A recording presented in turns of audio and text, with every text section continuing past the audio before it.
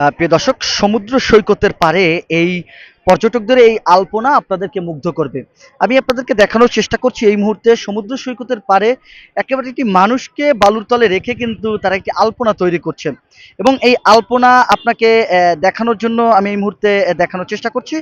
অবশ্যই সমুদ্র সৈকতের বালুয়ার্তি কিন্তু তারা মেতে উঠছে এবং সমুদ্র সৈকতের পাড়ের এই দৃশ্য আপনাকে দেখে কিন্তু মুগ্ধ করবে।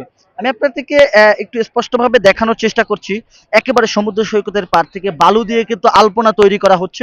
এই আলপনায় আপনাকে সমুদ্র সৈকতে ঈদুল আজহাকে আরো একটি নতুন মাত্রা যুক্ত করবে, যাতে আপনার কুয়াকাটা সমুদ্র সৈকতের এই দৃশ্যটাকে। ভাই কি করছেন এখানে?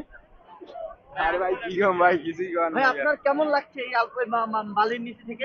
ভালো ভাই, অনেক ভালো ভাই। এই পরিকল্পনা কারা নিয়েছিল? আমরা সবাই ভাই আপনি মাটির নিচে গেলেন কেন? আরে মারি ঢুকই বুঝেছি ভাই, আনন্দের কারণে ভাই। ধন্যবাদ।